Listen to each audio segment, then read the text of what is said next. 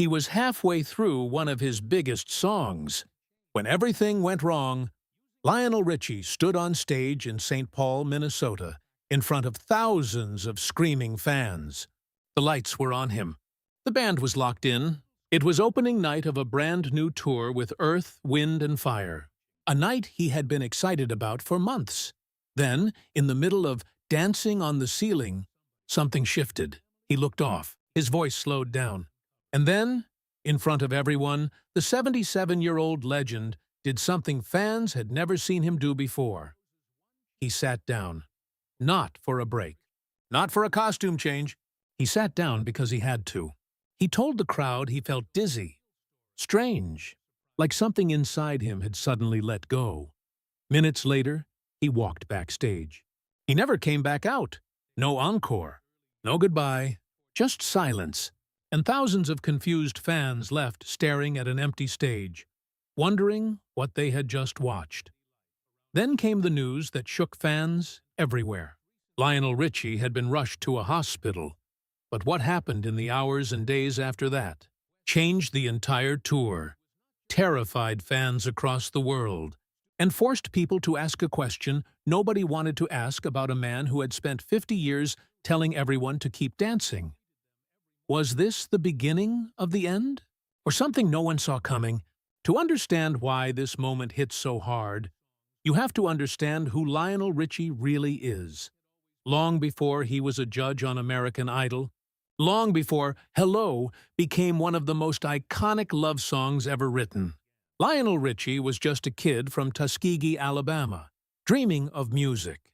He started out with the Commodores, a young group hungry for a hit. And they got one, then another, then another. By the time Richie went solo in the early 1980s, he wasn't just successful. He was everywhere, all night long. Truly. Say You, Say Me. Songs that played at weddings, in cars, on the radio at 2 a.m. when someone needed to feel something. His voice became part of the soundtrack of an entire generation. He co-wrote We Are the World. He performed for royalty. He sold albums by the tens of millions.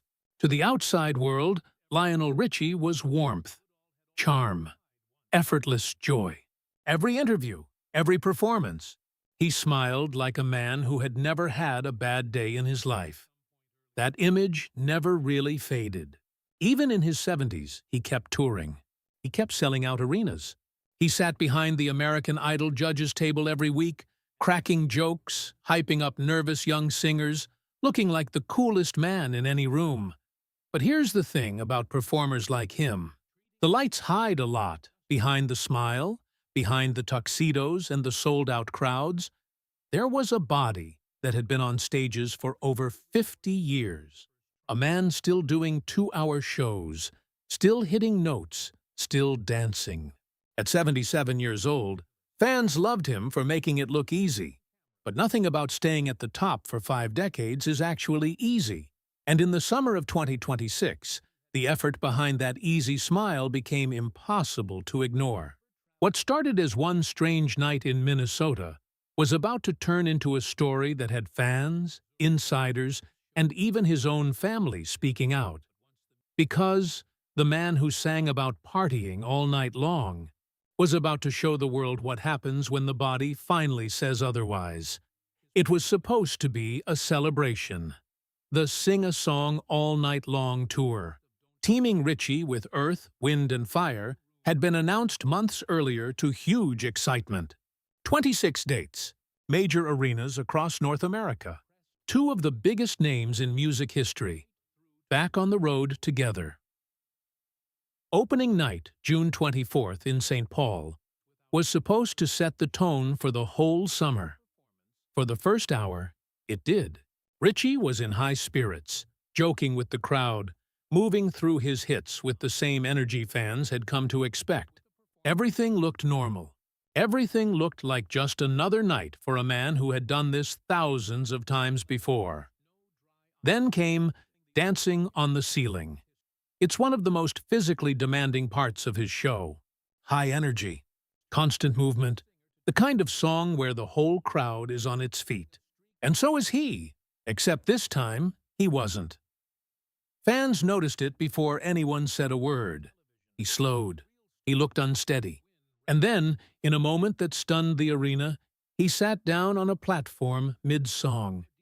He kept singing. He even joked that this was the first time in the song's history he'd performed it sitting down. The crowd laughed. But something felt wrong. 15 minutes passed. Then his band walked off, no explanation. 25 minutes after that, a member of his own band walked out and delivered the news no one wanted to hear. Lionel wasn't feeling well. He wasn't coming back. The show was over. But for the fans in that arena, and for millions who were about to hear the news online, the real story was only just beginning. Within hours, it spread everywhere. Lionel Richie hadn't just cut a show short. He had been rushed by ambulance to a local hospital, straight from the venue. For a moment, nobody knew what was happening. Was it serious? Was it something worse? Fans flooded social media, replaying clips of him sitting down mid-song, searching his face for any sign of what was really going on. And here's where the tension really built. Richie himself said nothing. No statement.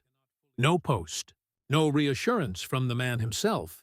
Instead, it was his band that spoke first, telling the crowd only that he was unwell. Then it was his tour, quietly confirming that doctors had ordered him to rest. 2 upcoming shows, Chicago and Columbus, suddenly wiped off the schedule. For a performer who built his entire career on connection, on looking his audience in the eye and making them feel like family, his silence said more than words ever could. Then came a twist nobody expected. The first real update didn't come from Lionel Richie at all. It came from his ex-wife, Brenda Harvey Richie. She stepped in publicly, thanking fans for their concern and reassuring the world he was okay and would be back on stage. Think about that for a second. In the middle of a health scare, it was his ex-wife who felt she had to speak up before he did.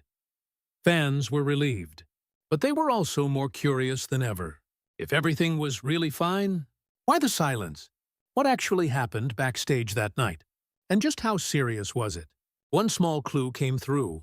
A bandmate told a local reporter he believed Richie had simply been dehydrated. A simple explanation. But for a 77-year-old man rushed to a hospital by ambulance, just dehydrated didn't feel like the whole story to everyone watching, and the questions kept building. Days passed. 2 shows postponed. The world left waiting. For an artist in his 70s, a scare like this isn't just a headline. It's a reminder fans don't like to sit with. Their heroes are getting older. The voices that shaped their lives are not invincible. This is where the story hit its most emotional turn, because in the silence after his hospitalization, people weren't just worried about a concert schedule. They were worried about the man, about whether this was the start of something bigger. Whether this tour might end up being the last time some fans ever got to see him live. Social media filled with messages that read like get well cards. Longtime fans shared memories of seeing him decades earlier, thanking him for songs that carried them through weddings, breakups, road trips, funerals. It stopped feeling like celebrity gossip. It started feeling personal. And then, just when the mood was at its heaviest, Lionel Richie proved everyone wrong. Following doctor's orders to rest, he didn't cancel the tour. He didn't quietly disappear. Just days after being hospitalized, he walked back out on stage in Pittsburgh. Fans bracing for the worst were suddenly watching him dance, sing, and perform like nothing had happened. The same man rushed away in an ambulance was back doing what he loved, in front of a crowd that couldn't quite believe what they were seeing. He followed it with another show in Detroit. The turnaround was so sudden, so fast, it left people with a strange mix of relief and disbelief. Was he really okay? Or was he pushing through something far more serious, refusing to let anyone, fans, doctors, his own career, slow him down? Whatever the truth, one thing was clear. Lionel Richie was not done yet. It wasn't until more than a week after the incident that Richie finally spoke for himself. No press conference. No formal statement. He did it the way he always connects with people. Directly, through photos and a message posted for the world to see. He shared images from Pittsburgh and Detroit, thanking fans for their love and support during a moment he never fully explained. He said he was doing well, grateful, ready to keep going. It was simple. It was warm. And for fans who had spent over a week worrying, it was exactly the reassurance they needed. But the bigger picture tells a story far more powerful than any single post could. At 77 years old, Lionel Richie went through a health scare serious enough to require hospitalization. And within days, he was back under stage lights, performing 2-hour shows for tens of thousands of people. That's not something you do out of obligation. That's something you do because performing isn't just a job to him. It's who he is. The impact on his tour was real. 2 shows lost, questions about his health that still haven't been fully answered. A reminder to fans everywhere that even the most electric, larger-than-life performers are still human, with limits, but the impact on his legacy might be even bigger. Because instead of a scary headline turning into a sad ending, it turned into something fans will talk about for years. The night Lionel Richie sat down in the middle of Dancing on the Ceiling, and the days later when he stood right back up. Still, one question lingers over everything. If it really was just dehydration, why did it take an ambulance, a hospital stay, and more than a week of silence before he addressed it himself? That answer, for now, belongs only to him. Today, Lionel Richie is back on the road.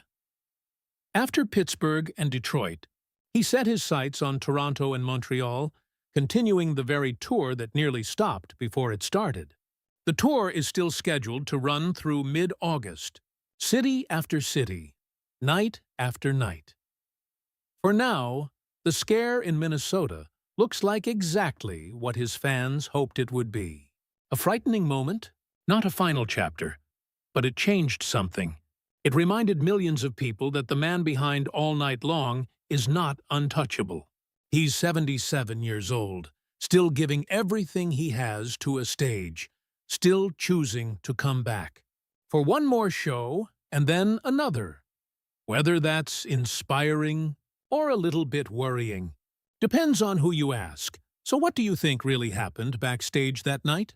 Was it simple dehydration like his team suggested? Or was there more to the story we still haven't heard? Tell us what you think in the comments. And if you love real, honest stories about the celebrities who shaped our lives, subscribe. We bring you the truth behind the headlines every single week.